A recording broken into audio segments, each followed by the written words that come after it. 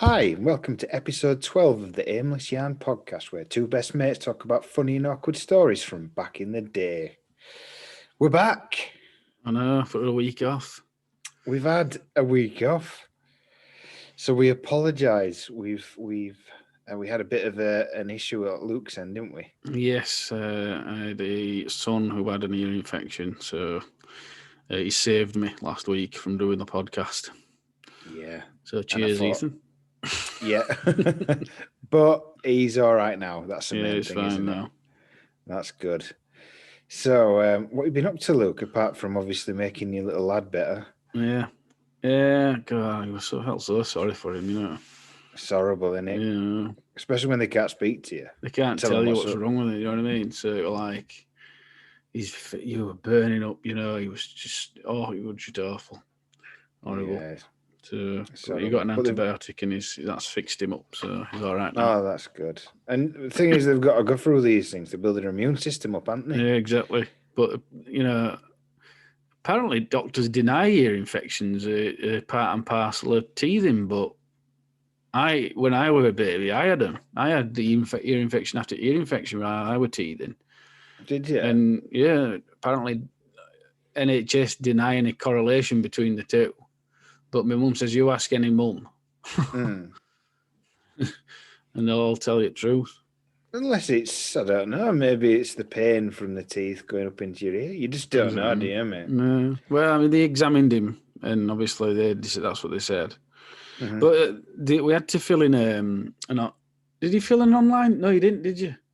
No, I rang up because I was taking Emily because of the stomach. Yeah, Emily were going for something else. And what they said was, normally it'd be an E-form.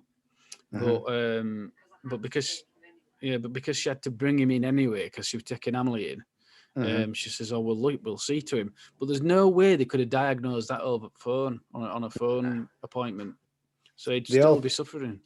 Well, they all kind of take the safe route, don't they? Like, they all, on that 111 service, they all kind of take the very cautious approach to everything. Just like pretty much just bring him in kind of thing, you know what I mean?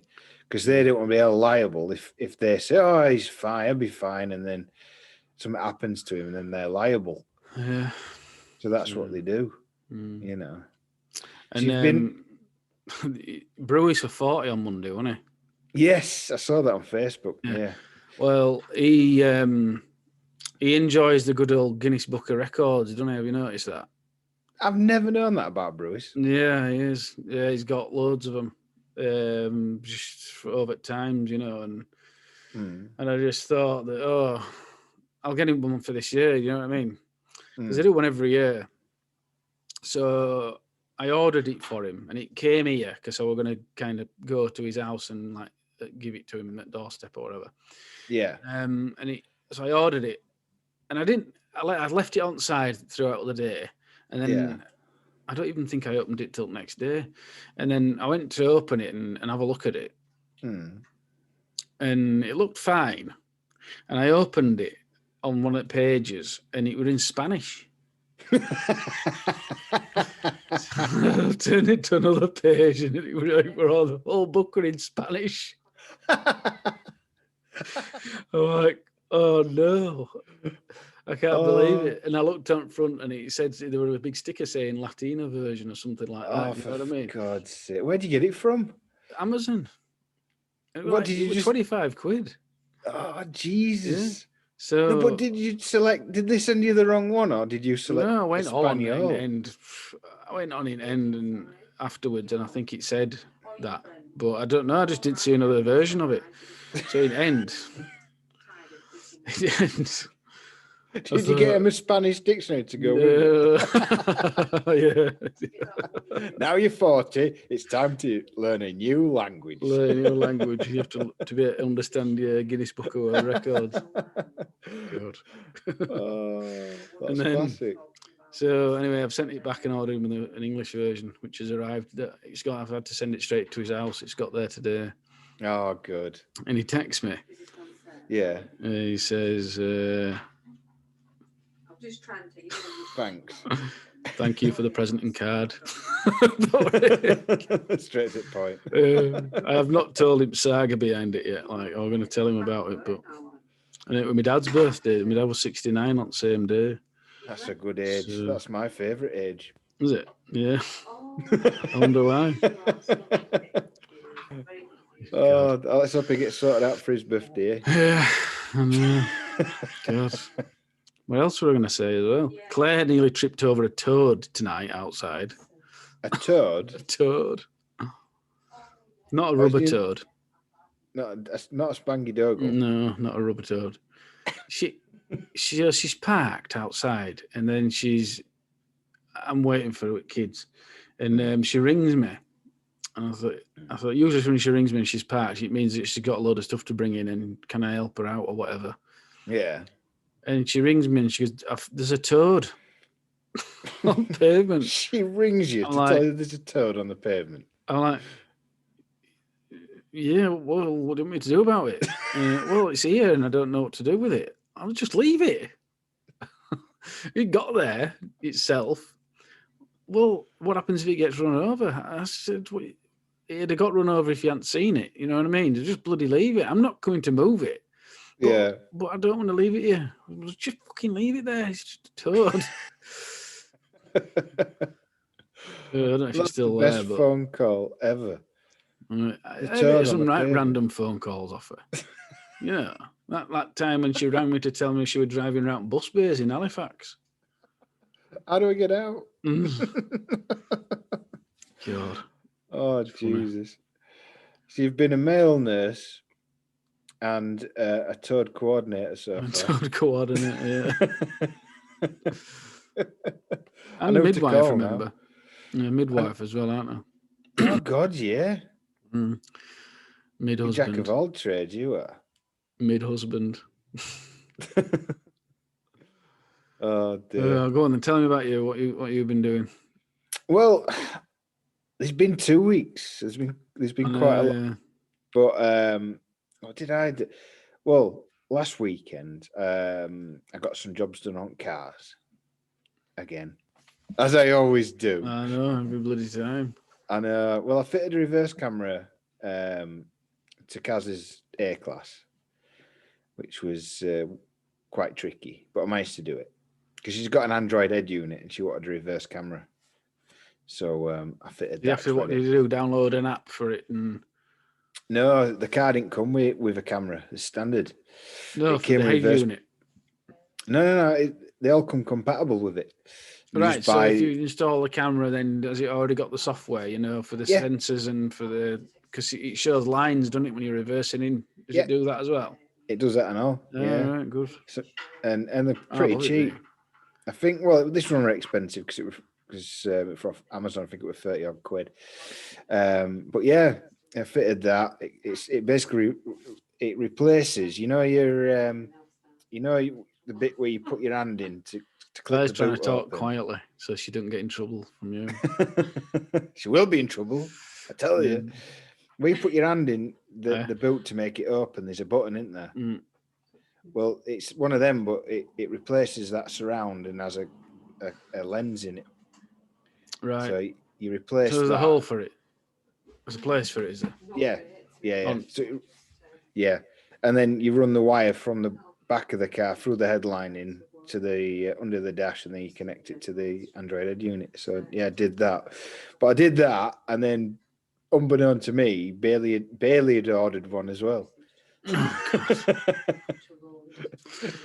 So I ended up fitting her Yaris with one as well. All right, okay. I thought you were going to say you'd sent it back or something. No. All right, so you've been having some great fun, haven't you? Yes, I've been fitting reverse. I thought you meant she'd ordered one for Karen. No, they both ordered one each. So they wanted one each, right? Okay. Yeah. So I fitted Karen's, and then Billy goes, "Oh, I've just got one. Can you fit mine?" And I'm like, "Oh, for God's sake!"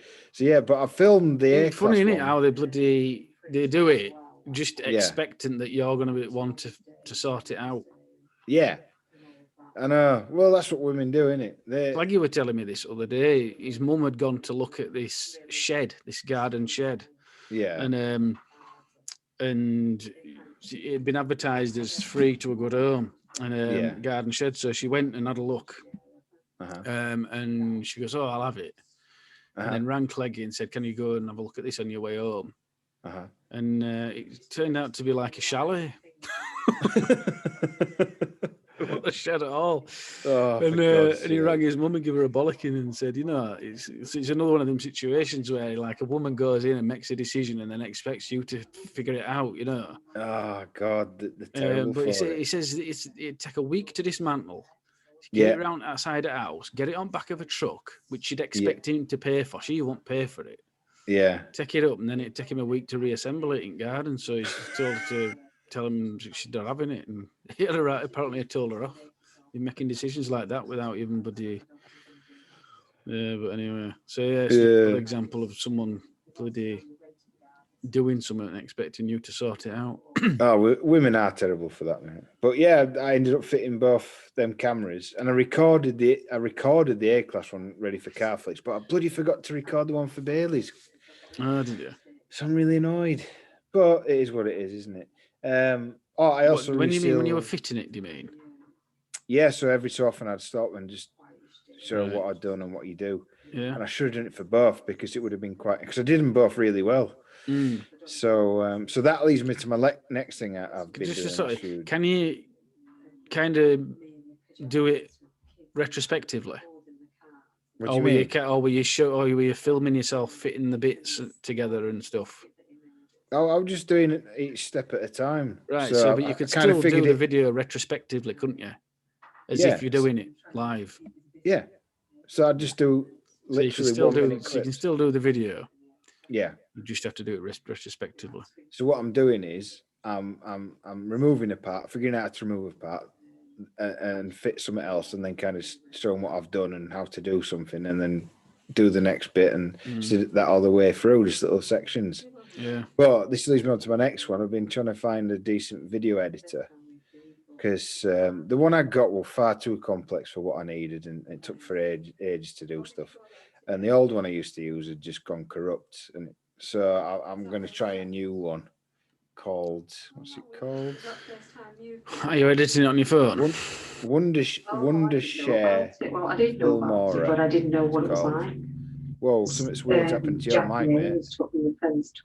Like what? Like it had automatically zoomed in on Claire's voice, and all I can hear is Claire's voice. That's probably because I'm not talking. Maybe. All right, got you. Okay. I don't think it's an omnidirectional mic, but anyway. Yeah, so we're getting full conversation. Full conversation, yeah. And the other thing I did was I resealed the bath in Bailey's bathroom. All right. When you resealed it, did you fill it with water? I did this time. Right, good. Yeah, because that's a schoolboy error, is that? You have to fill it with water first. Yep. And People make that mistake. And I left it for 24 hours as well. Good. To set. I'm glad to hear it. That's why the first one split, because I didn't do that. Right. So, but yeah, that was my busy weekend last weekend. This editing program you're getting, is it a free one? Yeah. I don't like paying for stuff. No. Well, if it works, doesn't it? Well, I'm going to try it out tomorrow lunchtime, see how I get on, because I want to start getting into my car flicks again. Good. I'm sure all our listeners will be itching to watch my video. Yeah, all of them, all 7 listeners. Oh, not even that. You've been optimistic, aren't you? Well, I looked at the dashboard earlier before we came online. Yeah. And there are, let's tell you. In the last 1 week, there's 1 unique listener. Well, that'll be your mum then. I don't know whether that's me because I've only just started listening to the last podcast that we done. I haven't listened to it yet. Okay. So I started listening to it today, the one about going out. Oh yeah, that was good. So I've not listened to that yet. So I've started listening to it. So I don't know whether that's me. The estimated audience based on recent episodes is 7. And we've had all together of all time since we started 117 plays. That's quite good. So I mean, and I know I've listened to a couple of them more than once, but that is definitely not that many times. Nah. Do you know what I mean? Like I might have listened to a couple of them maybe 2 or 3 times. Do you know what I mean? Because they got funny part, like the one about recording and reversing and movie making and floating crew. Those Yeah, ones. they were funny. I've listened to them a couple of times, but not to amount up to 117 plays. So we've definitely got some people listening. Yeah, if you are listening and you do like what you hear, please send us your suggestions and what you want us to talk about. Yeah, because we're always up for new content. Exactly. Sometimes we feel like we're scraping barrel of it, don't we? I know. Yeah. So please email us. Drop us a message on Facebook or anything, and or tell us your stories, and we'll read them out. Yeah, and we might be able to relate to them. Exactly. So we like a good story. So yeah, we need to get Brewis and Cleggy on as a guest or something. I was thinking this because it all helps reminisce and kind of twig other stories along. Exactly. And it adds more context to like when we're talking about going out. Well, Cleggy and Brewis were obviously, I were going out with them. Brewis got a memory like a bloody elephant. So, he'll have some right stories. Everything, won't he? Yeah. Like school everything. Stuff we've forgotten about school and all sorts of stuff. You know what I mean? God. I think he was there when were he there when had that bag fight? Probably. I don't know. I used to sit next to him in our form room. Oh, did you? Yeah. So I didn't want to talk to him on my first day because I looked at him and I thought, oh God, he looks like a bit menacing. If you knew him, he's completely the opposite, isn't he? Oh God, he is. Yeah. Anyway. Oh yeah, we haven't even gone to the title yet. I know, babbling on. It's because we hadn't spoken to each other for 2 weeks, folks. So we apologise. But this week, I want to talk about school and bullies. You know what I mean? Because you said you hadn't really got that many bullying stories, but I think it's something that we all kind of experience in his life, and I thought it'd be really good to, have a chat about it. And I mean, I wasn't really bullied at school. I've been picked on and not wound up by people. Do you know what I mean? Like Neil Begbie when he were kicking me back in my seat on bus and stuff like that. Yeah, I remember you talking about that. That could be looked at as bullying, I suppose. Yeah. But I never felt bullied, if you know what I mean, per se. But that don't mean to say I wasn't an observer of bullying. Well, this is it. You might be able to remember some stories, Luke. And obviously, after school, obviously, then you're going to work, don't you? So bullying doesn't only exist at school. At college, That's right. That's right. It can exist in modern days and in workplaces as well. Exactly.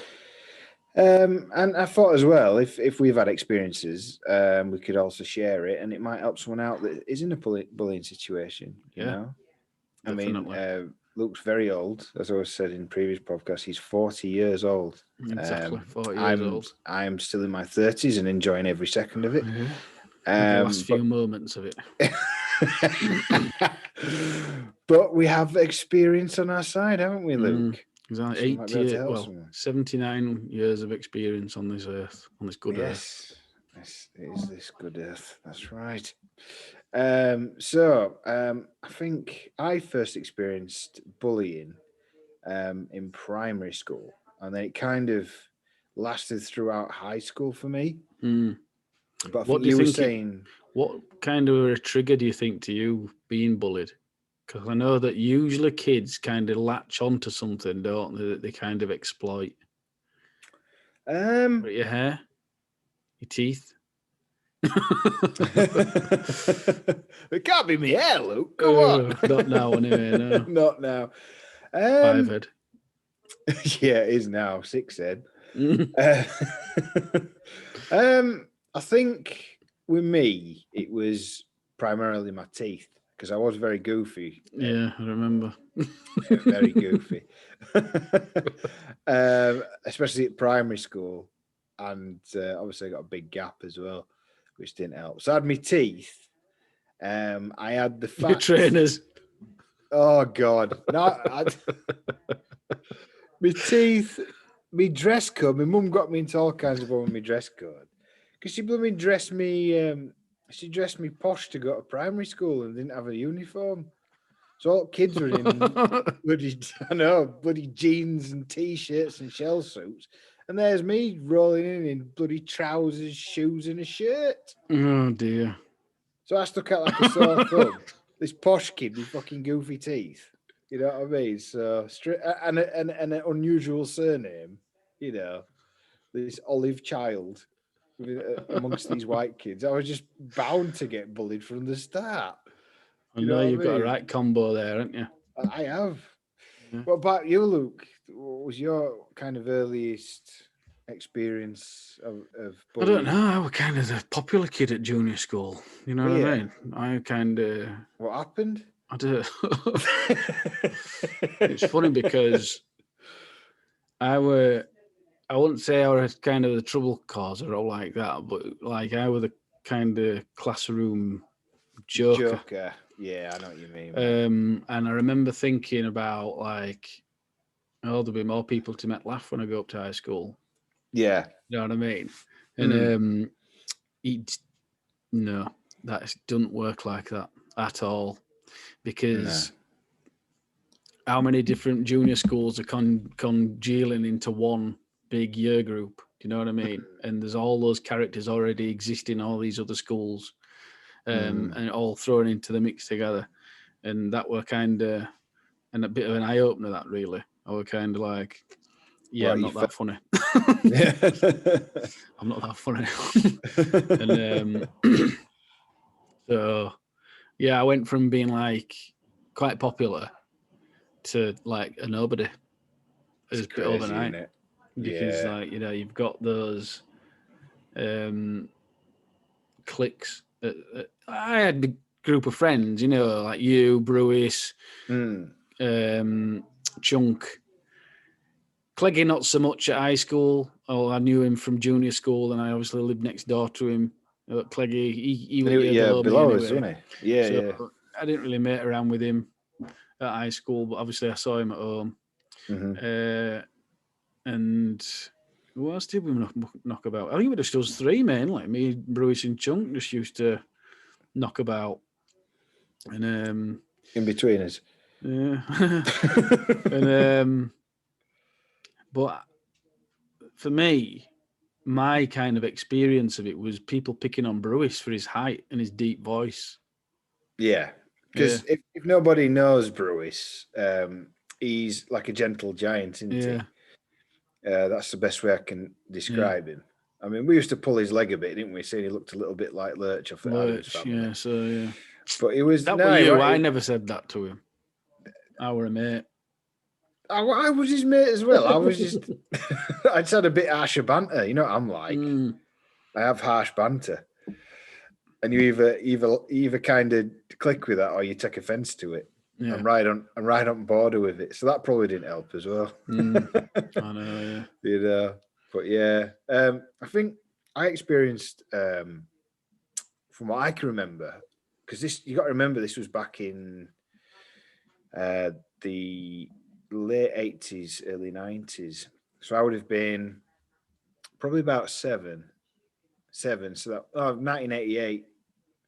And I actually experienced quite a bit of racism as well from an early age, just because I had olive skin and my surname was Portuguese.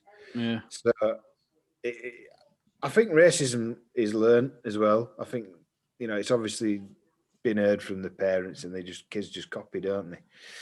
But I got quite a bit of racial abuse at school. It was only because it was primary. It was like, you Portuguese parrot and stuff like that. You know what I mean? I'm not laughing. I know. But because I was young, I didn't really get it. Yeah. It didn't really offend me that much. No. Did you tell your mum and dad or all? Yeah, I used to tell mum and dad, and I can't really remember what the response used to be quite honest. Just ignore them or something like that. Yeah, it probably would have been along those lines. Yeah. You know, or mum would have said, they're just jealous or whatever, you know what I mean? Yeah. But my mum didn't help, like I said, because she just bloody everyone thought we were posh because they sent me to bloody primary school in bloody trousers and shoes and shit. Yeah.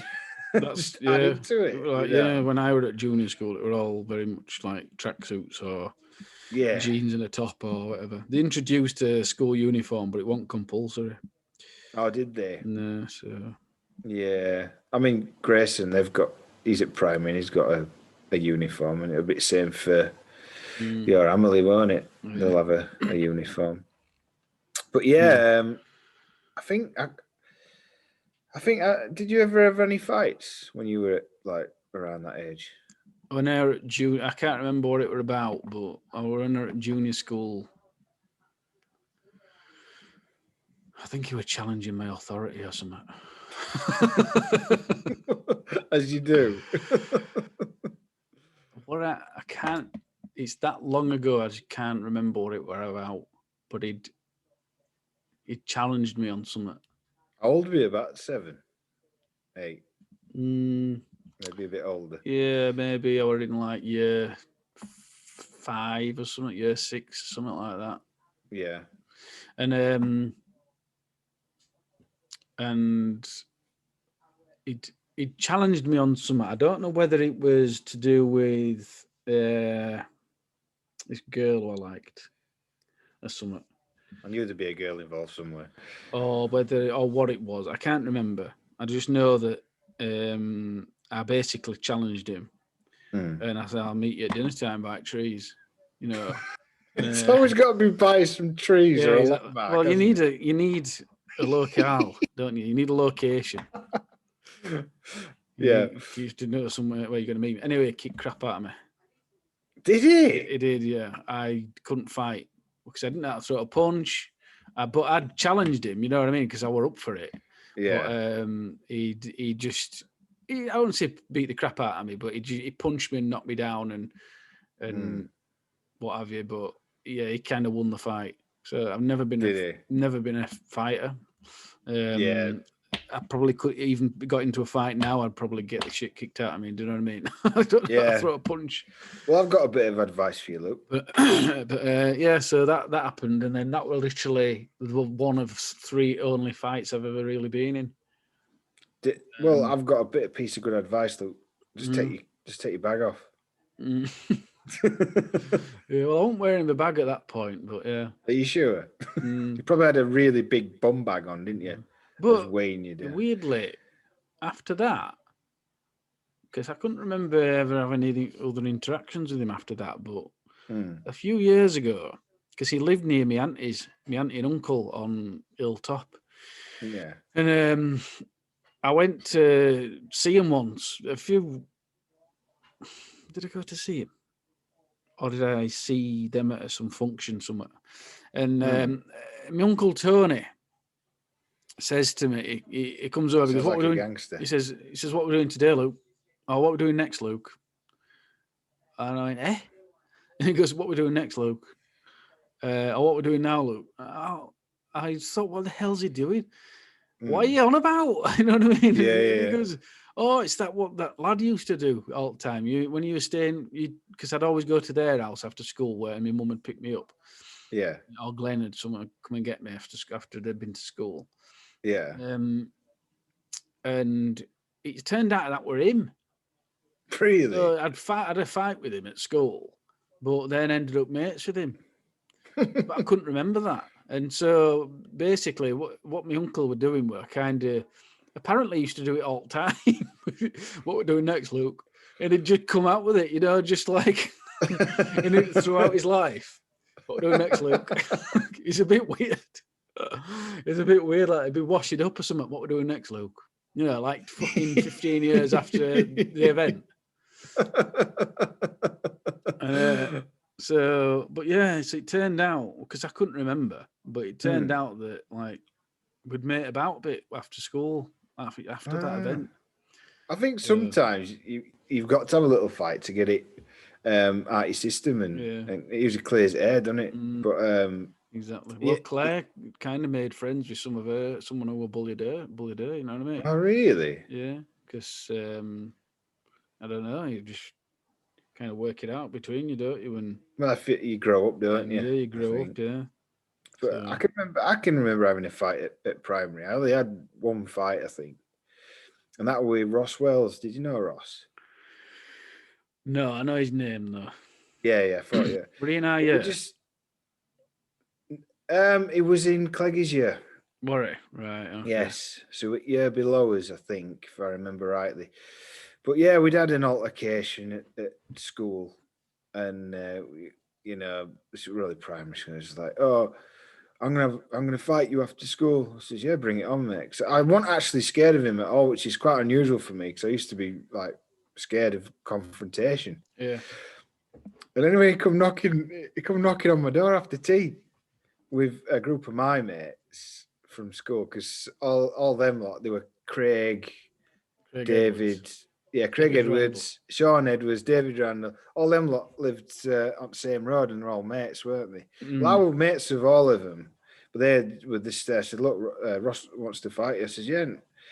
And I was a bit apprehensive. Mum comes downstairs, says, oh, just go and beat him up, John, for God's sake. Like that. So I says, all right then. So I went out and we went on to the rec and we started having this fight.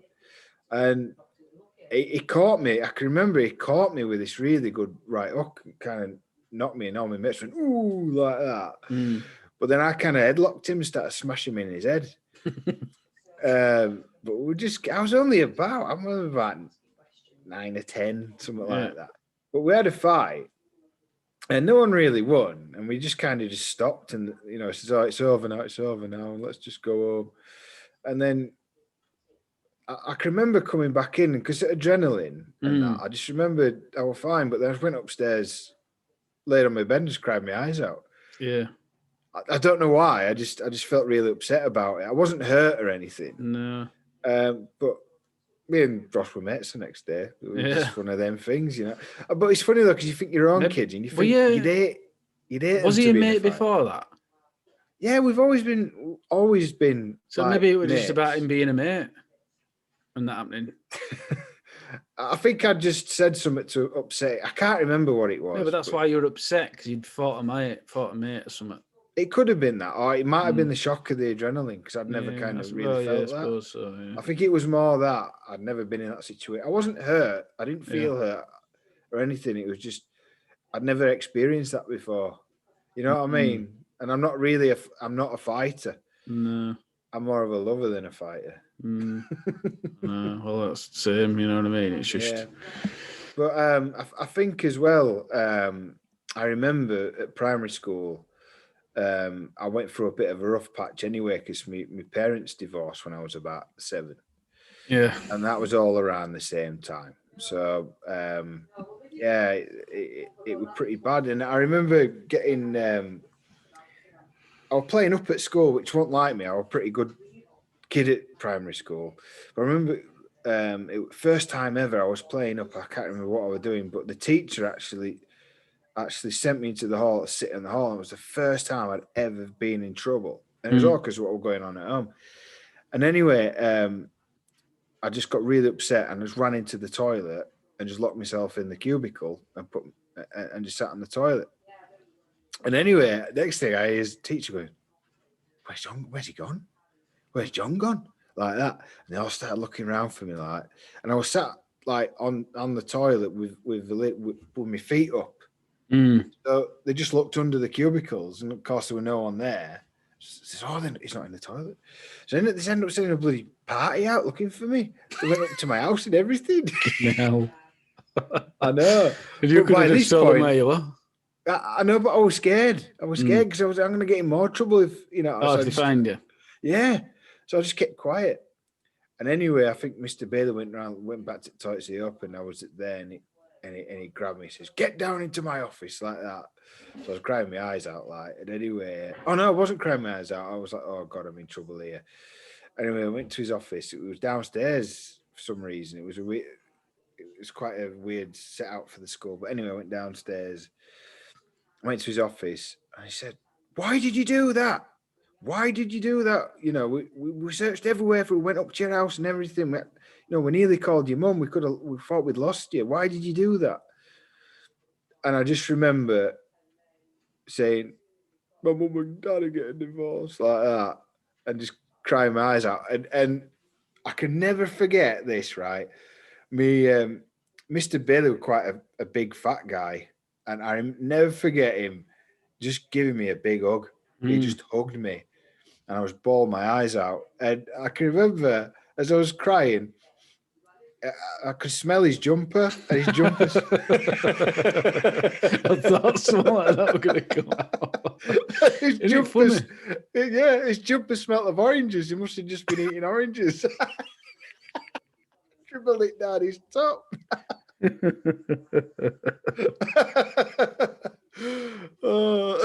it funny how just stuff like that just sticks in it your smells mind? and it smells and stuff that trigger memories. Every time you smell an orange now, do you remind you of that day?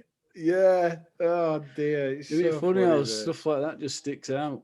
Yeah, but it was weird because I always was scared of Mr. Bailey. And I didn't think he had that affectionate side and that caring side, but he obviously did. Yeah. Because he obviously knew why I'd done it, you know. Yeah. Because he knew I was a good kid anyway. You know. But yeah, that's one of my memories that sticks out of being at primary and that. But yeah, I think, you know, like I say, I got a bit of racial abuse there, which didn't really affect. I was never really fully affected by any kind of bullying at primary because it was kiddie kind of stuff. It wasn't. Kids of that age aren't like, don't mean it like in a fictitious way, if that makes sense. Do you know what I mean? It's when you go up to high school that I really started suffering like bad with it. Yeah, it's very like I think just junior school kids just recognise the difference and just like go on about it maybe, but not kind of try to hurt you. Yes, You know what I mean? When you go to high school, it's like it's completely different setup because they're not only they're doing it to impress their mates as well. Yeah, trying to make themselves look bigger. Exactly. And it just when you think about it, it just really makes them look small. Because supporting people who are suffering is a more noble venture than actually being, making them suffer. Yeah. You know what I mean? Yeah, I do. I know exactly what you mean, mate. And it's usually kids that do pick on other kids are actually the kids that are actually suffering at home more. Exactly. I know that. Exactly. And you kind of learn that as you get older. Yeah. That's why, like, part of me is like, if I bump into any of these, well, I'll come to this bit in a minute. Yeah. Actually, because I wanted to tell you about a few stories. Yeah. But my first really bad memory of bullying was, do you remember Matthew King? Were he like quite short? They were really scruffy, like blonde, dirty hair, curtains, stunk of smoke. Yes, I know. Yes, I know what you mean. Yeah. Was he called Matthew King? I think Kingy. There were two Kingies, and he was one of them. Yeah. I think he got expelled in end. It was the taller one of the two, but he stunk of fags. Anyway, obviously my grandparents had quite a big role in my upbringing. When they were divorced and that all went through, and they bought me. I'm into my motors. They bought me this pencil tin. Right. Car pencil tin, right? And it was a Jaguar XJ220. Beautiful car, right? And I was over at Moon when they got it for me. And got it from W.H. Smith or something. Anyway, I went to science, and I think you might have been there. I don't know if you were or not, but it was quite a big class. Anyway, I was in the class, and I was sat probably about midway, and I was listening to the teacher. Oh, no, at the back, actually. And anyway, bloody Matthew King was sat next to me for whatever reason. He didn't normally sit next to me, but he would just being a dick, saying, doing stupid stuff, like just give me a nudge now and again.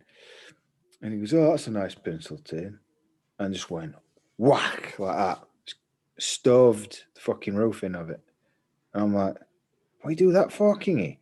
What point of doing that? That's not very nice, is it?" And anyway, I started trying to like push it back out again. And he just whacked my arm like really hard. I said, "What are you doing?" Like that. And then every so often, you know, I try to get back to pushing my pencil tin out, and then he smacked me again in arm.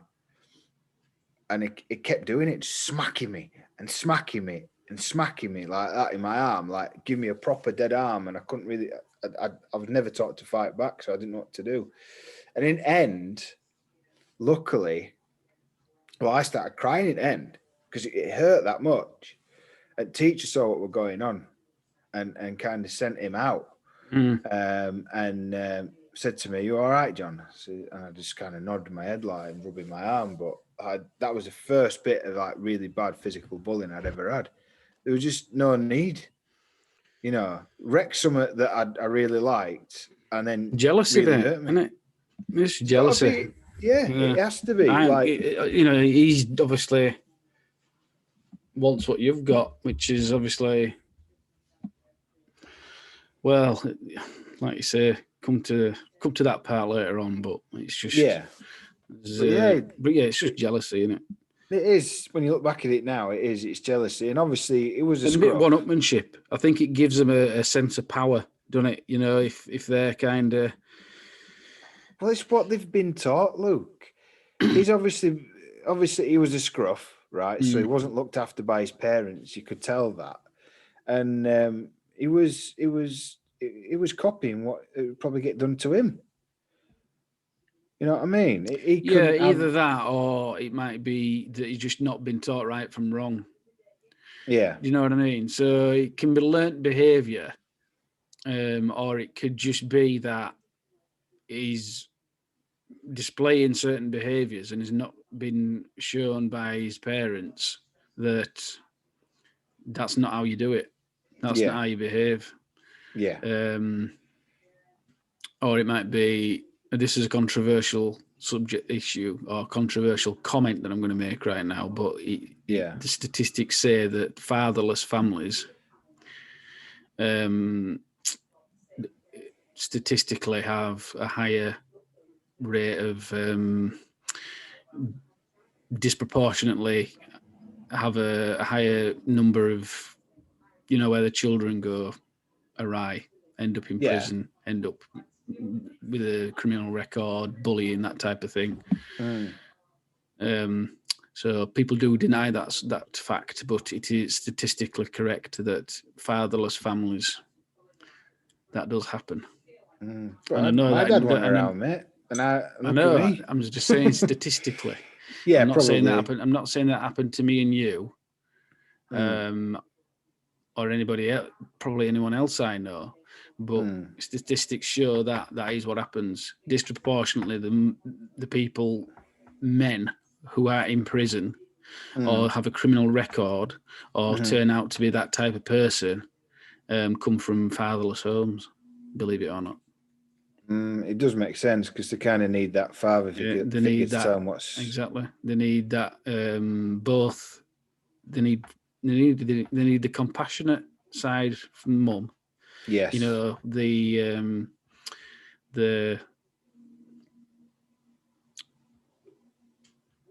what's the word? The loving and the mother. The care. The nurturing side from mum. Yes. They need the nurturing side from mum, and they need the sternness from dad. And I'm not saying mums can't be stern, but they can't be both. No, they can't. And they try their best. That's why you need really, in most cases, not necessarily in our case or whatever, but you need both, because mum can't be both and dad can't be both. Yeah. You know, you can't be nurturing and stern at the same time. No. That's why statistically that happens. And that's probably why I never fought back, because my mum just gave me that. My mum's, you know what my mum's like? She's loving, caring, and she wants to protect me from everything. And that's probably why I never kind of... And so you didn't have that kind of stern... I don't know what your dad's like, so I don't know if he's quite passive or quite agreeable. I don't know what he's actually like. I don't know. Would he kind of, if he'd been around, would he have had that kind of effect on you, of a sternness and like fight back, John, that type of thing? Stick up for yourself. He disciplined me. Yeah. Like an 80s dad would discipline you. So smacking was norm. Right. But he was pretty much out of my life by 7, so he wasn't there that long. Right. You know. From what you know of him, though, from what I know, he wasn't a violent person at all. No, not necessarily, not violent, but just kind of giving you that like figure of strength. Though he probably would have kind of, what's the word? It probably would have like rather been like over friendly, over. Do you know what I mean? More of a chauvinist, so you wouldn't kind of even get into a confrontation. Do you know what I mean? See what you're saying? Yeah. Yeah. So I don't think he would ever show me how to fight because I'd never seen him in that position anyway. I don't mean show you how to fight. I just mean kind of encourage you to stick up for yourself. I don't think it just wasn't there enough to even have that conversation. Yeah. But if he had been around, do you think he would have been that type of person, or have you just not got enough experience to know? If you know what I mean. It wasn't there enough. My granddad, though, bless him, he was the least violent person you could ever imagine. He was just such a lovely guy. And even he wouldn't even tell me to do it. I think my mum's boyfriend, he kind of said, look, you're gonna have to hit him back, just hit him. But I was so frightened of the adrenaline. It just helped. You're either fight or flight, aren't you? And I would just flight in every circumstance. Yeah. And that's why I never fought back. I do remember one. I mean, it's not all physical bullying. It's kind of a mixture of name calling, mental and physical, isn't it? And I remember this isn't really bullying because I had a weird relationship with this guy, but Dean Pearson. Do you remember Dean? Yeah. He used to be in my form and we used to get along, but we used to clash heads a bit. And I remember, like, he used to take mick out of my teeth, but I used to give it back. So I used to, he had quite a big forehead, so I used to give it him back. And I'll never forget. This always reminded me of Ant McPartlin. Who's that? You know, Ant and Dec. Oh, yeah. Yeah, I suppose, yeah. A bit of that. Yeah, probably was because he's forehead. But he actually said, he drew a picture of something of my teeth or something. We should draw pictures of each other because that's a form of bullying, isn't it? Just draw pictures of each other. Yeah, kind of, yeah. You know, so I drew a picture of him with a big forehead, like, and he got really pissed off with it. So anyway, she said, I'm gonna get you after this lesson. I says, yeah, whatever, Dean. Because for some reason with Dean, I didn't believe he'd do anything because we've been kind of on and off mates. You know what I mean? But this one time, I was sat next to Kingy, the little Kingy. I don't know why we were sat together, but it was the same time that Dean was giving me shit. And obviously, because I was sat next to Kingy, he was like, what's up? I said, he reckons he's going to beat me up. And it's like, nah, he's not going to beat you up. You're going to beat him up. I'm going to help you, kind of thing. So he got frustrated that this Kingy was with me because he was instigating it, obviously. Excuse me. And anyway, after the lesson, Kingy just ran off for a fag because he needed a fag. So he wasn't there to look after you. He wasn't there to look after. Oh, here we go. And he was shouting something at me. And I'm like, yeah, whatever, Dean. So I walk in. The next time I get smacked right back at head. He cracked me right back at head. I couldn't believe what he'd done. All right, brave, innit? Yeah, I know. So smack you back head while you're not looking. Yeah, I know. Oh, brave. That's the only other time I remember getting it. But I didn't cry or I was just like in complete shock he'd done it. I said, fucking hell, mate. You know what I mean? But now me and Dean get on now. Like if I saw him, I'd have a good chat with him. He's actually a really nice guy now. But I just think I remember Dean was going through a lot as well, with his mum and his dad, from what I remember. So yeah, it's tough. School is tough, especially when you got stuff going on at home. It all kind of collides, doesn't it, when you go to school? But it's you've important. got hormones raging. But it's an important part of your life because you kind of learn social skills, don't you? Learn how to deal with real life. Is it school in real life? But Nah. because life ain't easy, so you learn social. That's what part of what school and college and stuff, isn't it? It's kind of your learning skills to kind of negotiate life. But even now, well, they're more mollycoddled now than they're actually encouraged to kind of learn social interactions, because they come out of school and college and uni now, and it's all bloody. They think that like modern workplaces.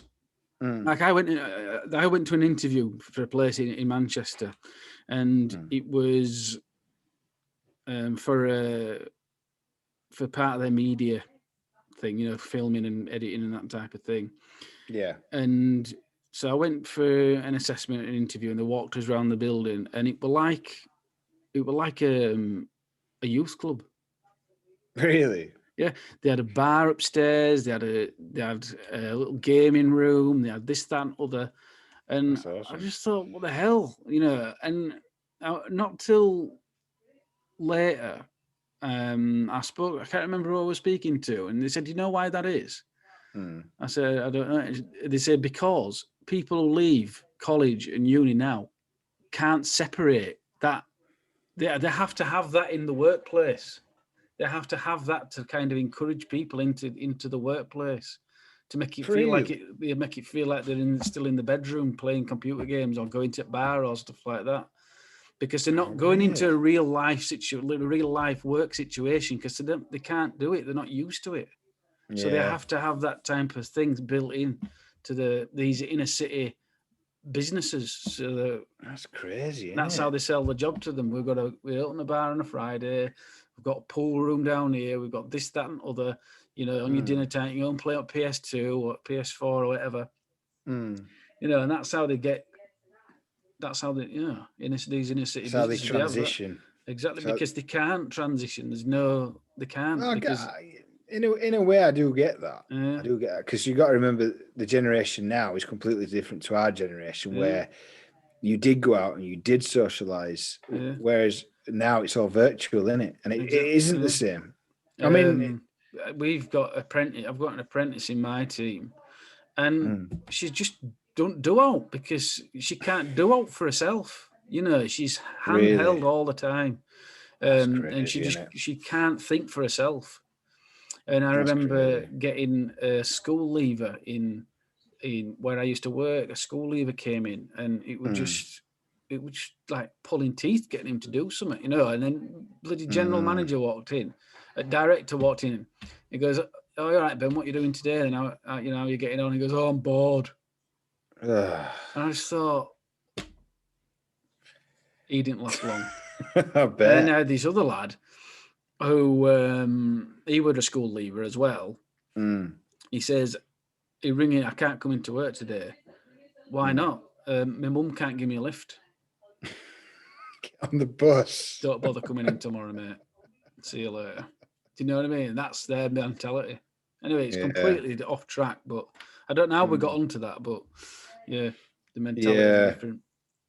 It is. It's a different world, mate. And I mean, there's a couple of young lads I work with, and they look, they're actually really nice guys, and they're really funny and that. But they haven't got that. If you look at me and this other guy that are roughly the same age, we tend to, if there's not much to do, we'll tend to just go off and do something that needs doing. Where a lot of younger lads, they'll just go on the phone. Look at the phone, yeah. Do you know what I mean? Cleggy's got an apprentice that's like that.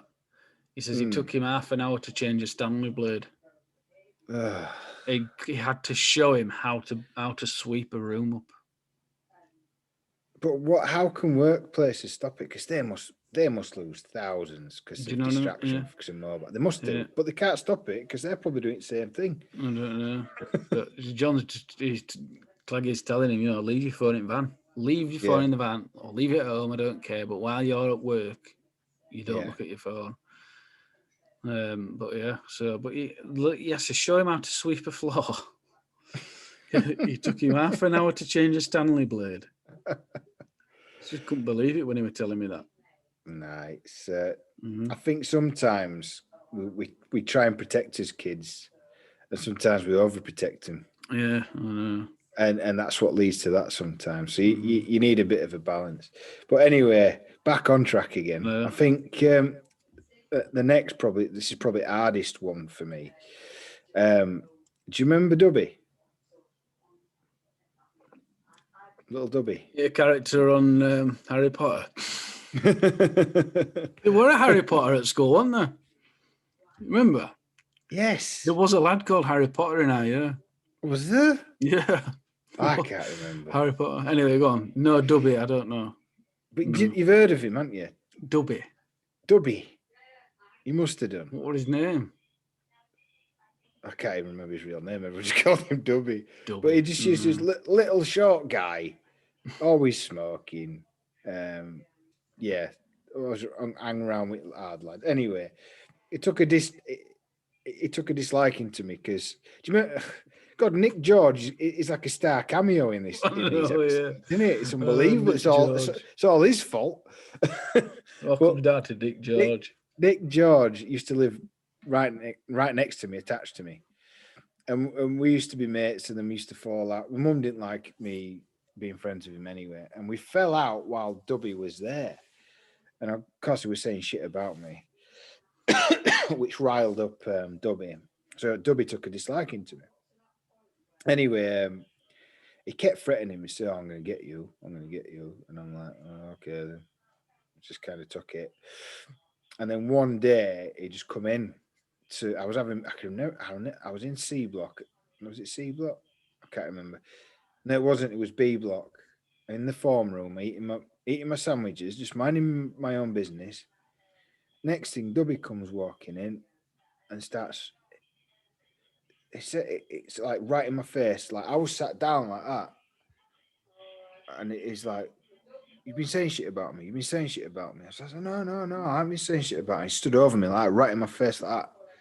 And anyway, next thing he starts smacking shit out of me like that, like while I'm sat down and I'm like that. And he's just smacking. And he got me right here like there. And then he went off afterwards. This big mouse came up like that. Yeah, like, and I think I was crying in that. I think I was about 13 or 14. It was horrible. And anyway, I was in bits and going to Mr. Future. So so I think one of the supervisors kind of escorted me to his office, like, and sat me down. What's happened here then? Are you okay? Why have you got this mouse on your face? What happened to your face, John? Tell me. Let me put some of this bacon on it for you. I have some cold bacon out of the fridge. Let me slap it on that mouse for you, boy. God, which Wally did this to you?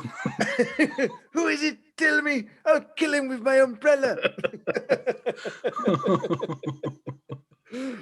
No, it wasn't that funny. Anyway, he kind of just kept going, who did it? Who did it? Tell me. Who was it? Says he did in his voice. And I says, I don't want to say because I'm going to get beat up again. No, you won't. I'll kill him with my umbrella. Don't worry. And then, anyway, I says it would Dubby. It would Dubby. He did it, kind of thing. I says, right, I'll sort him out. Anyway, the best bit was my mum picked me up after school, and she was absolutely fuming that I'd been beat up, fuming. And anyway, unluckily for him, we pulls up home, and who's on the bloody driveway come to see Nick? Dubby's there. So what does my mum do? Fucking launches the car at him. Launches the fucking car at him. I'm not even joking. Yeah. Like that right up to me. He fucking pegs it like that. Yeah. He says, you ever touch my son again, I'll kill you, I will. Then he ran off round back at house or something. And anyway, that was quite Well, at the end of it with him then? No, but best thing was I went back to school next day and then he were there, and I think he either got suspended or he got in trouble or something. But like about a week later, he says, "If your mum ever drives a car at me again, I'm going to put paint stripper all over her car." And I says, "Well, it's an old battered car anyway, man. I don't think she'll be bothered." You know what I mean? And then best thing was, it still had a problem with me because he'd got in trouble because apparently I grassed on him. He says, "Right, I know you go to rugby practice on a Thursday." He says, "A Thursday night, I'm going to get you there." Like that. And I was like, fuck's sake. Like, and anyway, it comes round my rugby training, and I'm really anxious and nervous, like, and all lads, I train with these like rugby lads, big old boys, like, "What's up with you, John? You all right?" I says, "Nah," I says, "Is this kid I'm having problems with school with? He says he's going to come down tonight." And I was like, "Oh, don't worry about it. Probably won't even turn up, John, don't worry." But halfway through training, bloody turns up, doesn't he? Oh, for God's sake. And then anyway, the lads come over. "You all right?" Says he's there. Says, "Which one is he?" Him over there, like. And anyway, these big rugby lads walk over to him. I said, you even dare think about touching him, John? You got us to deal with, mate. And he was like, "Oh shit, no, sorry, no, I didn't mean it. I'm not really going to do all that kind of thing." Anyway, next day at school, he's trying to be my mate then, wasn't he? All right. Yeah, it's just I wasn't going to do it, honestly, mate. And we're actually mates after then, you know. But it just goes to show, just sticking up for yourself or having a bit of backup goes a long way. They soon back off. It's when they know that you're weak and you don't stick up for yourself. Yeah. Then they're going to take advantage of that every single time. If you can pluck a bit of courage up, then just give it back. You know what I mean?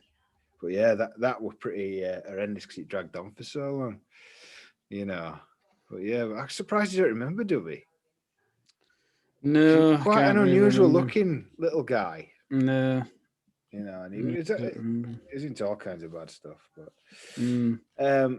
But yeah, that brings me on to your kind of mate, but my kind of he used to bully me. You remember Chris? I want mates with him. We just didn't. I didn't mate around with him. You know what I mean? It was just like, I know that he was one of them. He were in league with like Oliver and all other. You know, like Ollie, your cousin. Oliver, my cousin. And well, you were pretty much untouchable then, weren't you? That's the other thing. I had no backup.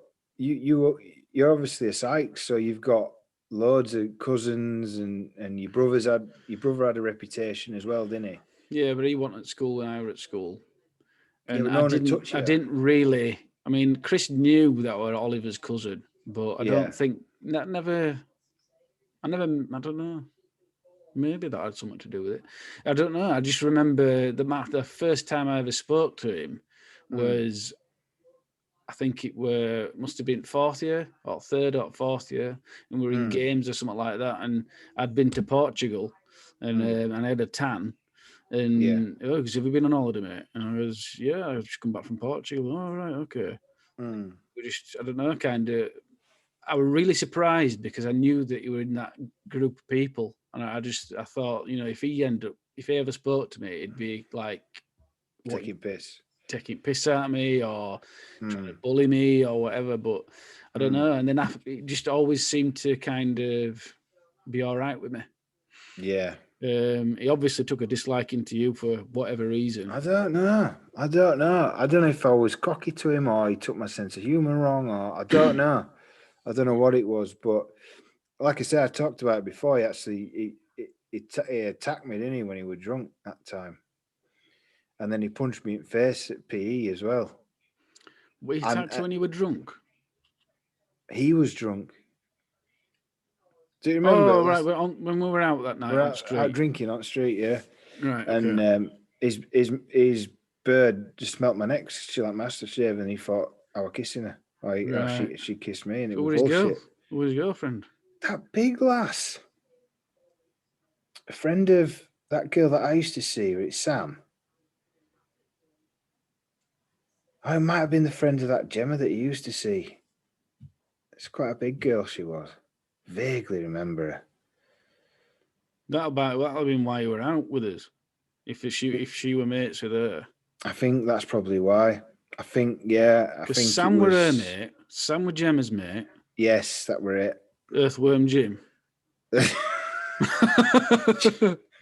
God. Oh God, yeah, I remember her. You see, the thing is, we talk about bullying, but then you kind of have little names for people anyway. I know, yeah, but I don't think we ever called her Earthworm. No, Jim, we didn't. No, you just had names for people, didn't you? We did. Do you remember microphone? What other names do we have for people? Oh God, Anthony Squeak.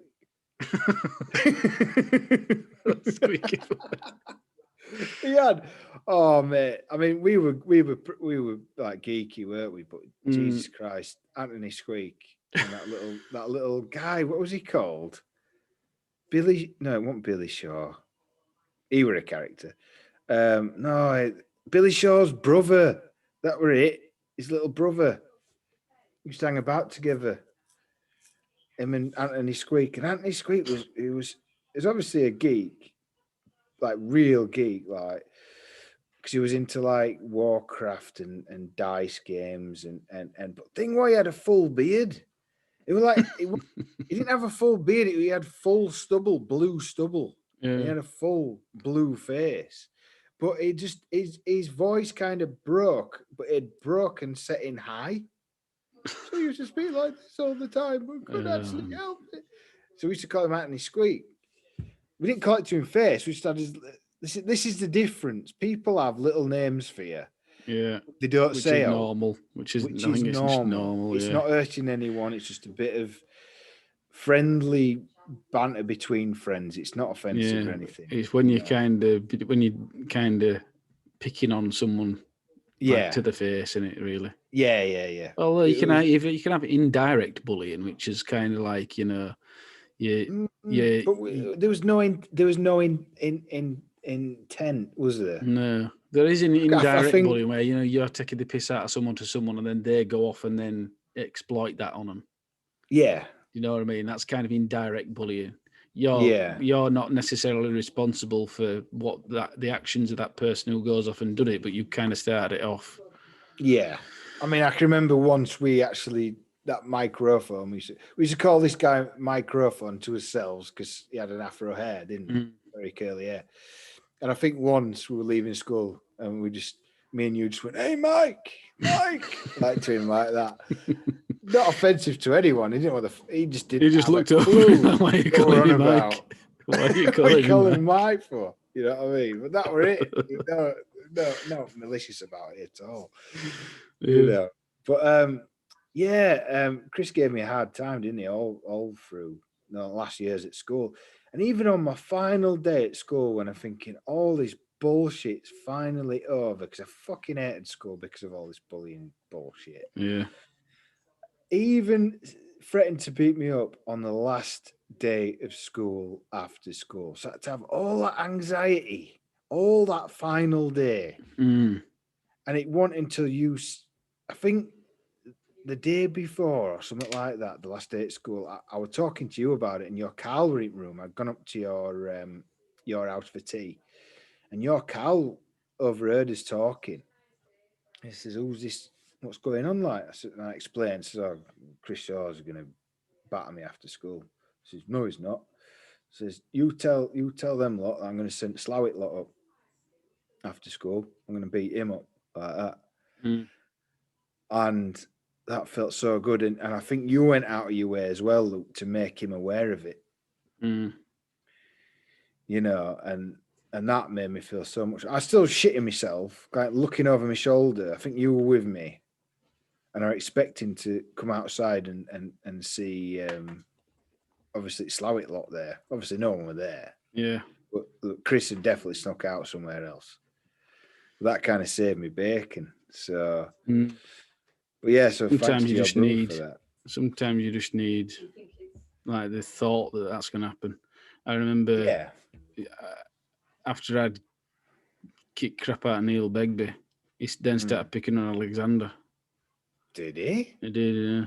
And I remember him coming home and he was like, "Oh, this lad at school is just picking on me and pushing me about and stuff like that." Now, what's his name? Neil Begbie says, "Tell him my name, and he won't touch you." And he left him alone. Really? Yeah, he left him alone after that because obviously you'd battered him before. I'd kicked shit out of him, and so yeah. So it's like funny, isn't it? How you can just use a name to protect you. Yeah, that's good. Yeah, but you just left him alone after that. Just tell him yeah, my name. It's the threat of it, isn't it? Even a threat, and a threat kind of conflicting another threat kind of works sometimes. You got to be a little bit kind of savvy about it, and it's like it's like I read this story to my son a lot, the Gruffalo. Yeah. And that's a perfect example of that, isn't it? This little mouse and all these creatures that are going to eat him. But because he's a bit smart, he outsmarts them. He just calls the bluff, doesn't he, and says, no, he's my mate, Yeah. And then he gets there and he's like, oh, actually. Yeah. So, take a leaf out of that book as you were, 'cause it's kind of true in a way. A bit savvy. But, I was going to say that I kind of swore after I left school that I'd never, ever get bullied ever again. Ever. And for me, when I left succeeded school, with that. Yeah. Yeah.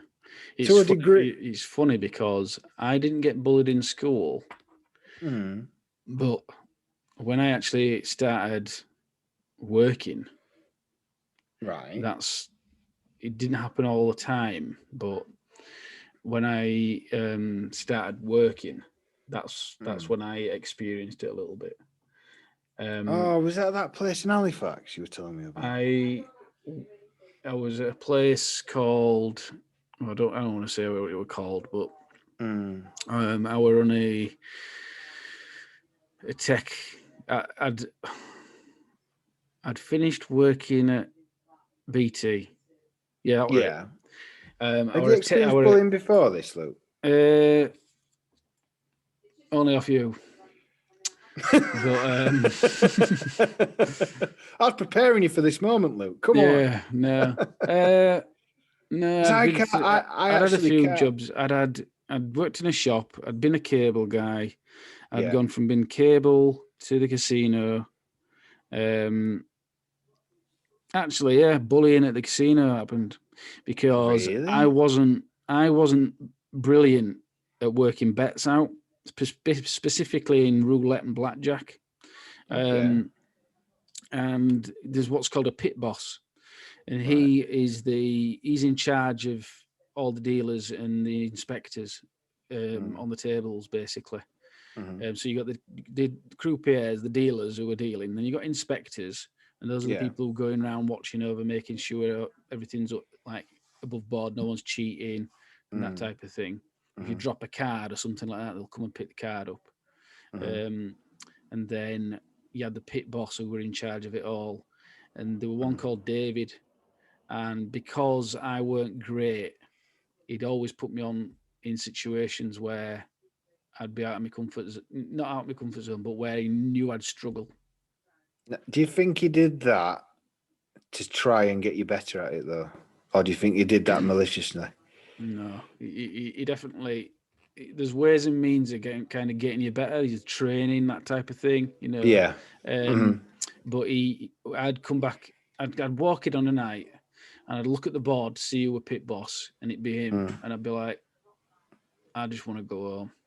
Oh, really? Because I knew that I'd have a really shit night, and it'd be like I'd walk out, there's customers everywhere, I'd look at roulette, there'd be like 10 people sat at roulette, and then there might be another one where there's only a couple of people or whatever. It'd always put me on the table where I'd have the worst time. That's bad. And I remember coming off one night, going off for a break or something, and he'd leave me on as well. People would go for breaks and come back, go for breaks and come back, and I wouldn't have a break. He'd leave me on there. And I remember coming off once, and he just walked up to me and goes, "Your arithmetic is appalling." And I said, "So your fucking manners." Really? Yeah, so your fucking manners. And I said, "I want to talk to you over there now." So basically, he looked at me and you're like in complete shock that I'd stood up to him. Really? That's good. Yeah, and I said, "I want to talk to you over there now." Yeah. And it's like, so basically we went, and he kind of tapped someone at the shoulder, saying, take over. And I went over there, and he goes, "What's up?" And I said, "You tell me that my arithmetic's appalling." And, it's like, which is fine. I agree that it's not great. I said, but, no one offers me any kind of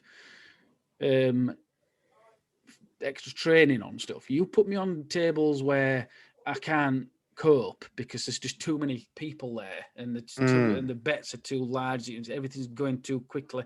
The more people you've got on the table, like you spin the wheel around the wheel, the ball around the wheel, and then you've got literally only the time between that goes round to kind of make sure all the bets are on and kind of get an idea of how everything is. And then you've got hardly any time then to pay out on all the bets and then start again. When you've got more, like one more person on that table, obviously it just makes it worse every time. I could deal to like 5 people quite comfortably, but he'd always put me on the table where I'd have the worst time. And blackjack as well, he'd always put me on the ones with the highest stakes and stuff like that. And so I ended up sat talking to him. I said, "You always put me in situations where I ain't gonna perform well." Yeah. I said, "You always." I said, "I come on a night and I see you pit boss, and I know I'm gonna have a shit night when you're on." I said, "You treat me like shit. You talk to me like shit." And I said, "I hate working here when you're here." And he says, "Well,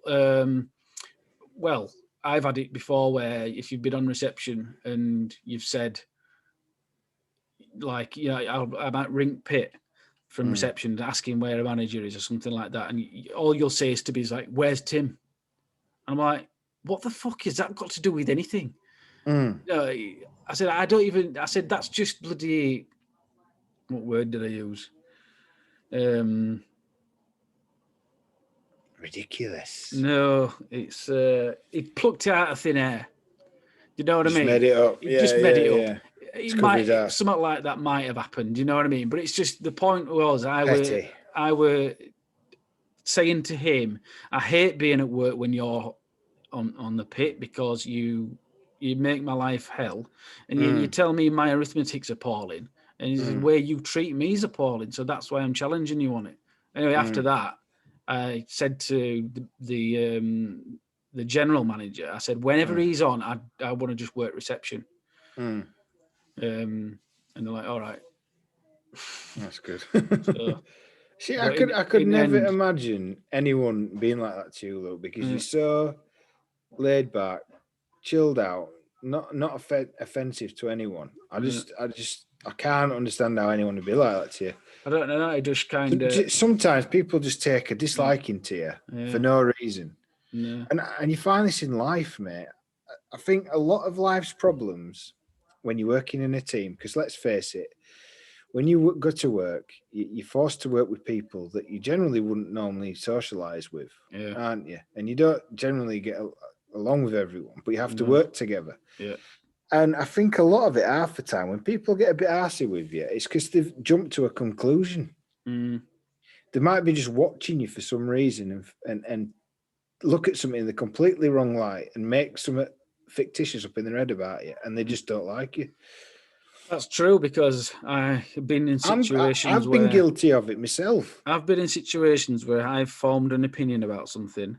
I've not been vocal to that person about it. No, you just think it, don't you? But then, further down the road, you actually get some context to actually why that person is behaving like that, or why that person gets that extra attention. Yeah. And you're like, okay, now I get it. Yes. don't you? So It's when people like don't that. have the full story and they jump to conclusions. Mate. Exactly. That is half of the problem in any workplace, I mean, think. as far as so in the casino setting, for example, as far as he knew, it might have been like, I don't know if there's such thing as number dyslexia, but if there was something like that, do you know what I mean? It might have been a disability that I had, and he didn't know that. But he jumped to the But conclusion. he jumped to the conclusion that I was just shit, and I was shit. But as far as he was concerned, that's what the problem was. But I might have had a disability. Yeah. And he didn't know that. And you see, this is where mental health can easily be overlooked. It's like, you know, I've been through a couple of bad ways with the job I'm with now through my mental health. And each time the manager I've got now hasn't identified it properly. He's just thought, because of the side effects of it, like my anxiety was making me appear nervous to him, as if I was trying to make excuses for bad workmanship or something like that. But it was my anxiety and stuff like that. It wasn't until I actually opened up to him fully and says, look, I'm struggling with this. These are my side effects, that he started thinking, oh shit. And he started actually helping me. Like, you know what I mean? And sending me down right channels and that. And now he knows me, and now he knows what my traits are and what happens when I do get anxious and stuff like that. And then it works a lot better. But it can be anything. People just jump to conclusions when they should really take a step back. But we all do it. I do it. I can be like working really busily hard and see someone just on the phone, like all through the day, and I'm like, I'm working my ass off. He's not hardly doing out, but it might be because it could be on phone because one of his relatives is in hospital or something like that. You just don't know, and sometimes I have to stop myself from doing it. You know, but that comes with experience, mate. You know what I mean? I worked. So I did that. I had that at the casino, and then from the casino, I went to BT for a time as a contractor, frames engineer, wasn't you? Frames, yeah, and then which I quite liked actually. And you'd probably be working for Openreach now, actually, wouldn't you? If it weren't for the fact you lost your bloody license. Yeah, probably. Yeah. Well, maybe or maybe not. I don't know if it suited.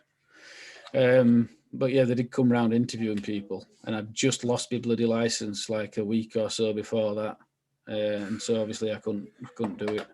But anyway, I went from that. When my contract came to an end at BT, I went to work for this other company, and it was me auntie's company, and I ended up there as a technical support engineer, and I was basically slotted in because I'm family.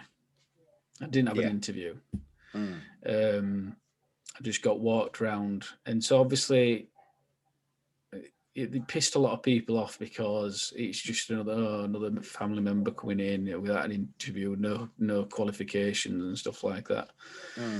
And a couple of people were all right with that, you know, but there were one lad who was my counterpart, you know, and he'd been through what he'd had jobs, he'd learned his trade, and he was good at his job. I just were doing the same job as him on the same money with no intelligence. Well, I won't say intelligence, with no experience, should I say. And so I got bullied by him for that, yeah. Because he would. Is that why he hated that job? He would. I did hate it to start with, yeah. But he was like, so he bullied me in that situation. There were another lad in the same team who I was given this task to fit this system that fed a projector on a different floor. And I was challenged with it. I had to read up on it, figure it out, run the cables, and do this, that, and other, and make it work. And so I kind of was just left to my own devices. I didn't understand the technology, and what have you, and how it worked, and I had to crimp some bloody Ethernet cables together. You had to get your wires right way around. You know what I mean? It's not like a normal Ethernet cable because it was wired slightly differently because it were a video sender. It was sending video, and I was told by this lad in the team that I wasn't allowed to ask for help. And he in turn told the rest of the team that they weren't allowed to help me. And that was completely untrue. The person who'd asked me to do it said, read up on it, learn it, and try and do it. But he didn't say you can't ask for help, but he didn't say that he didn't say I can't ask for help, basically. But because this different lad, thought it'd be funny just to make me struggle, he told me I'm not allowed to ask for help and told everybody that if I do ask for help, they're not to give it and they're not to offer it. And I felt like a right shit because I just couldn't. And I ended up locking myself in the comms room. I was that stressed out. Yeah. I was that stressed out, that upset about it all, that oh no, that were a different time actually. No, that were a different time. Yeah, I managed to get it working over like 3 days, but I'd been out to fix something at a site and come back unable to fix it, and just because I'd not had training, and I came back, and that lad who were doing the same job really kind of belittled me about it, and I locked myself in comms room for about half an hour just to get out of the way of it and just to stop everything that everybody were having a go at me about it. You know what I mean? And then and then the IT guy came along to fucking sort something out in comms room, and he finds me in there with lights off. You know, he goes, "What the fuck are you doing in here?" And I says, "I'm just trying to get out of the way, mate." And in the end, when he realised why I were actually there, apparently he dragged literally all the tech guys into one meeting and basically told them all to leave me alone. Because, really? Yeah, because they were. I didn't in a meeting. I didn't know it happened until like a few years later. God. But yeah, apparently he basically dragged them all in and just gave them a right bollocking and just said, the guy's trying to learn. You need to help him and learn and train him and stuff like that, and rather than sending him to jobs where he don't know what he's doing and that type of thing. That's terrible. It's demoralising as well, isn't it? And that guy, I can't remember. Oh, that were it. I went to a job in Portsmouth or something, some university down there.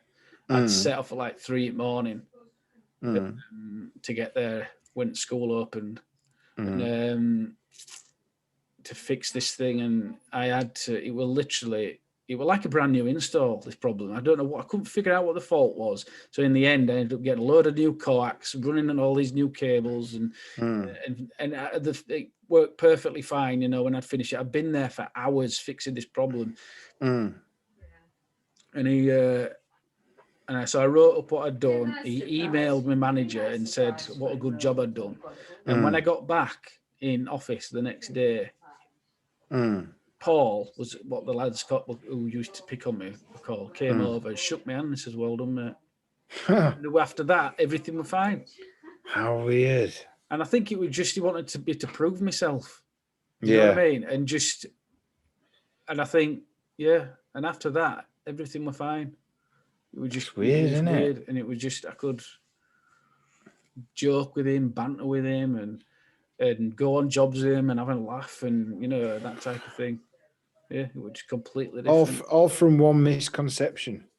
Yeah. See, shit like that, mate, can lead to suicide and all kinds of shit. That's why now, I know it was a while ago, but that's now it's illegal.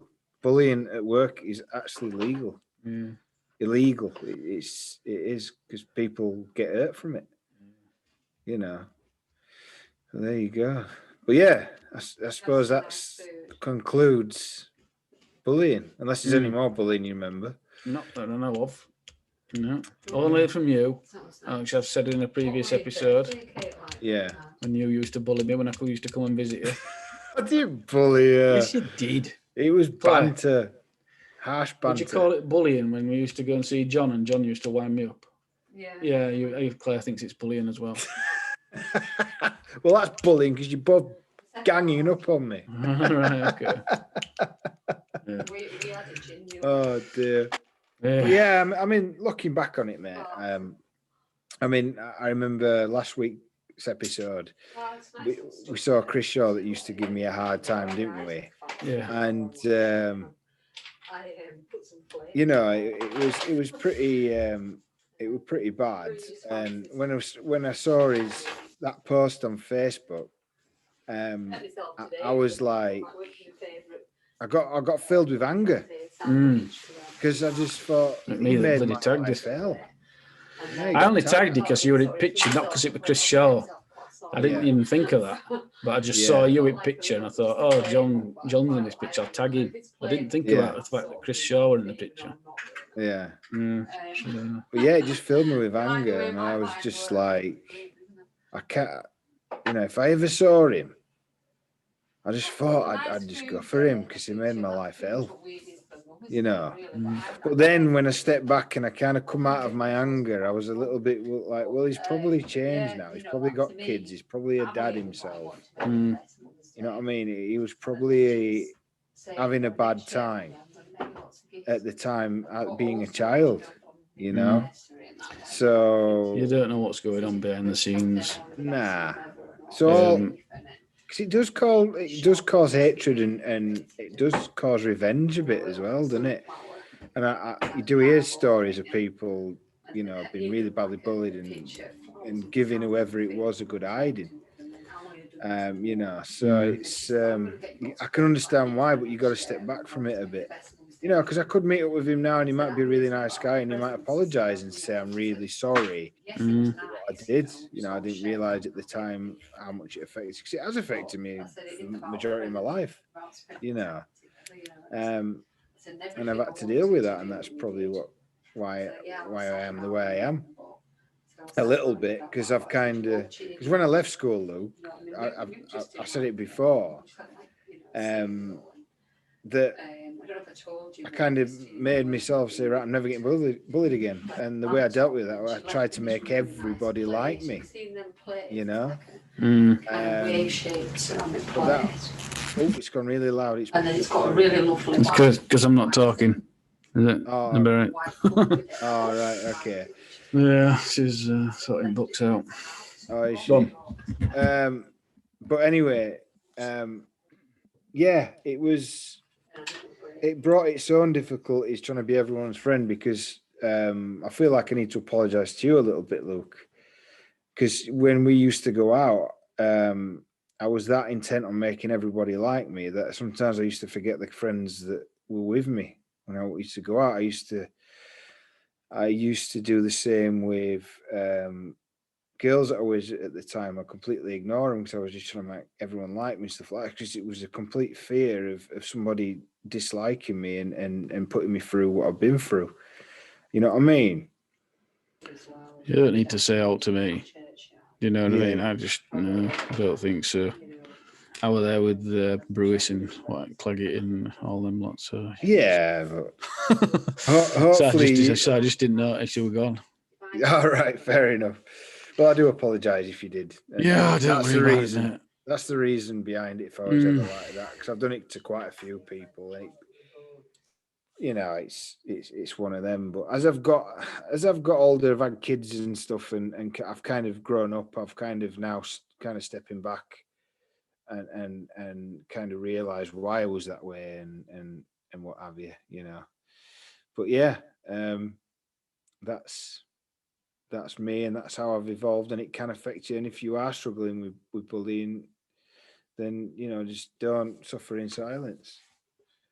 Try and get help. There's free counselling and all kinds of stuff.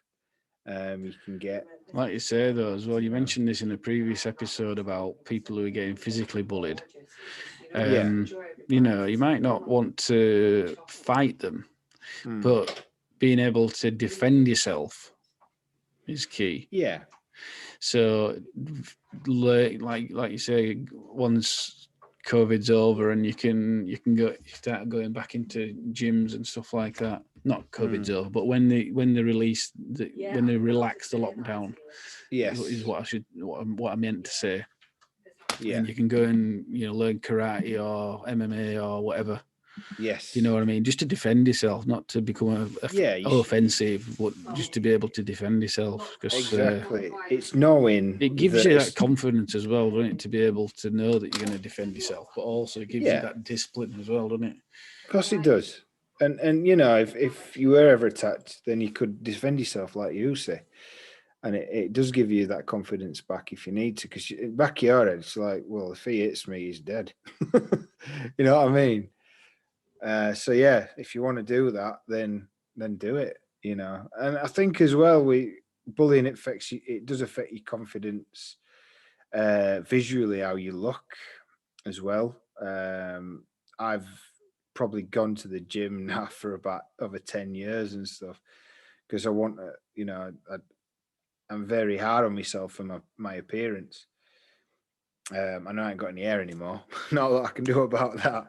But I think that's part of it as well. I just want to physically look well because I've always been bullied about my appearance as well. So it all does track back to those hard times, and I'd hate for anybody or my own children to ever go through that. And there is something that I have vowed as well. It is obviously I'm always going to be there for Grayson and always going to tell him to stick up for himself and always say, if you get hit, you hit him back. But I will be equally as hard on him if I find out he's been bullying anyone. Yeah, definitely. Yeah. Exactly. So it works both ways. Yeah. It really does. But yeah, that's probably concludes the episode about bullying. I hope people have learned a bit. Yeah. I hope some of our stories has helped some of you. There is hope. There is hope. Always stand up for yourself. If you learn anything from listening to this podcast, don't do what I did, which was kind of just never stick up for yourself. Always kind of like, be weak. Stand up tall. Give as good as you get. You know what I mean? If someone's giving you shit, give it them back. Because they'll soon back down when they say you've got a voice. Be confident. Stand up straight with your shoulders back. Yes. Yeah. Yeah. Just stand up straight with your shoulders back. Just show them. Show them that you're not scared. That you aren't scared. Yeah. Even if you are scared inside, show them that you're not. Yeah. And they won't mess with you as much. Exactly. Or they'll just want to fight you more. Yeah. That's it. But don't keep quiet about it either. Tell somebody, whether it's your parents, your friends. Schools have anti-bullying everywhere, and they have support networks and support groups. Don't suffer in silence. There's also websites. It's anti-bullying. I think there's one called www.bullying.co.uk. That's really good. All kinds of links, information, telephone numbers, everything on there. If you need the support, please don't suffer in silence. If it has been affecting your mental health and it's got to a point, because I know there's cyberbullying, they can get you when you're not at school. Turn your phone off. But also remember, I've mentioned this before, if people are bullying you on Facebook, on social media, then those messages are all stored, and you can actually start building a case against someone, because harassment is actually against the law. So if you document everything, you could actually, take this to the police and they will arrest them. So please keep everything. That's another avenue you can go down, and they won't mess with you again. Trust me, if they're going to face prison.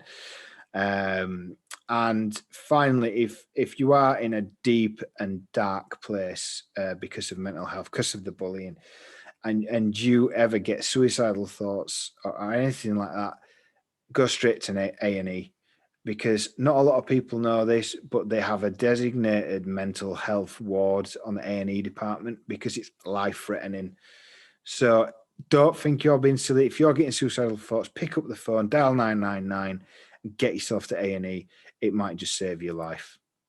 Okay. If you want to get hold of us, because we're going to speak about our next episode, Luke. I think holidays.